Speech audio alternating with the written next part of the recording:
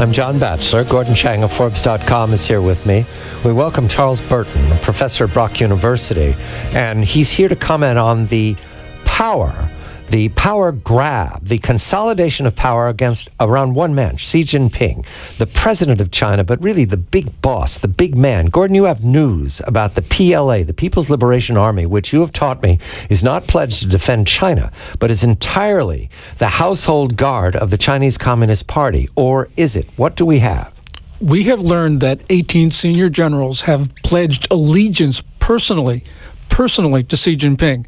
So this means that the People's Liberation Army is not a national army. It's not even an army of the Communist Party. It is now becoming an army of one person, Xi Jinping. And this is a big step backwards for the institutionalization of the army, for the professionalization of it. Just to check, Hu Jintao or his predecessors, did they require this sort of conduct? This never has happened before. This really means that Xi Jinping is trying to make himself the next Mao Zedong. Charles, a very good evening to you. Xi Jinping, presenting himself as a man fighting corruption, permitting the kissing of the robe by Chinese generals. This is very much a ceremony you could associate with the Dark Ages, medieval. Does it surprise you, and what does it tell you about the power struggle in Beijing?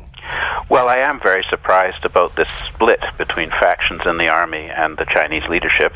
I mean, along with the generals who pledged allegiance, we're seeing, generals who are being charged with corruption, misuse of state funds, abuse of power, such as General Chang, who was the deputy logistics chief in China's army, and amazingly, the former deputy director of the Chinese military, the Central Military Commission of the Chinese Communist Party, Xu Caiho, has been reported to be under arrest and investigation.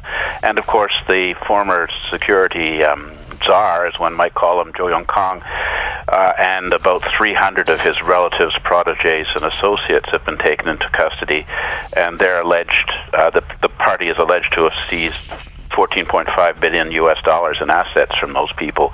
So, I mean, this is a very large-scale crackdown on a significant fraction within China's power struggle, which suggests that there are things going on which are very destabilizing in China today. And what Gordon has just reported, it really indicates that we're looking at a sort of lining up of who's with them and who isn't with them. The way it sounds, it seems that Xi Jinping may be becoming like Mao Zedong, but he may also be becoming like Saddam Hussein.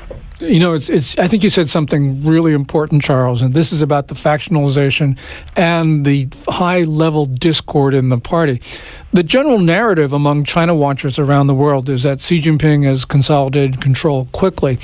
What we're talking about really looks like very severe divisions at the top of the Communist Party, that Xi Jinping has not consolidated control, and that he's using these corruption investigations to actually go after his enemies in a way that we haven't seen before, at least for the last 3 or 4 decades. Let's underline a fact before you comment, Charles, because earlier in the week, Gordon reported on this. The former security chief, the boss of the Chinese equivalent of the KGB, the Gestapo, was not only detained, but found guilty in some fashion. We don't know the full charges, so much so that he and his whole family have been deprived of $14.5 billion. They gained, no doubt, working very hard as public officials at $19,000 a year. So this isn't just about being jailed or being horsewhipped. This is about losing $14.5 billion, and we can presume that confiscation has something to do with the generals. This isn't all about line up and shoot in the right direction. This has to do with generals' asset. Please go on, Charles. Well, I think that what Gordon says is quite true. I mean, one could presumably get every official in China on the basis of having terrific wealth, as you know, Bloomberg and the New York Times have indicated. We don't know any senior Chinese officials who don't seem to have untold riches in China and abroad. And this matter is clearly connected to the Bo Xilai factional dispute, because the man you're referring to, Zhou Yongkang, was the patron of Bo Xilai, and so now that his entire family, political allies, protégés, staff, we know about 300 people have been taken into custody, have had their assets stripped and their they're being held in prison and presumably subject to some quite nasty mistreatment. It suggests that there is not consensus around the Xi Jinping leadership among a significant fraction of those in power in China, and the army and the security people are a big part of this, but we don't fully understand where they line up and who, what it is about Xi that they don't approve of, and whether it's his policies or whether this is purely about factional power. This can't be good for China's future. Gordon, remind us what the deal was struck after Mao between the party and the members of the party. Well, essentially, what the party said to the Chinese people was that, we deliver prosperity, we govern, you stay out of everything. And then the deal between the party and its own members about disputes. Oh, well, what Deng Xiaoping did was he wanted to stop factional infighting. So basically, there's now the most sacred rule in Chinese communist politics, which is that no member or former member of the Politburo Standing Committee can be investigated for corruption. The investigation of Zhou Yongkong, who's been under house arrest since December, and the investigations against his family and his associates breaks that most sacred rule of politics, which was meant to keep harmony at the top of the Communist Party. And Charles, speculate. That's all we can do at this point. This is looking through a glass darkly. Do you believe that the general swearing allegiance is a show of strength or weakness if they are now breaking precedent and confiscating cash?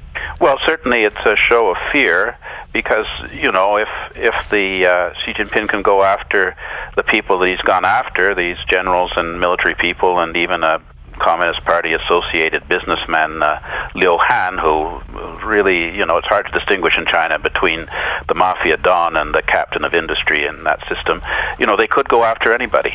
So I guess people are trying to seek protection by allying themselves with one or other in hope that they can preserve their positions and keep themselves from having their wealth, the wealth of their family and associates and entire faction confiscated and ending up their lives living in a prison. Gordon, there's something about this that seems either spontaneous or they're making it up as they go along. This doesn't look like a pattern that you could lay out. It looks like there's reaction going on, not proaction. Well, certainly, John, because what we're seeing are things that do not occur in the absence of political infighting. So clearly something is going on. It's very serious. It's spreading throughout the party, and God knows where it's going to end. Boshi lies in jail forever, but does he have power? He certainly has power, and I'm sure that they're worried that one day he'll be out of jail. Gordon Chang of Forbes.com. We thank Charles Burton, professor at Brock University. I'm John Batchelor. This is The John Batchelor Show.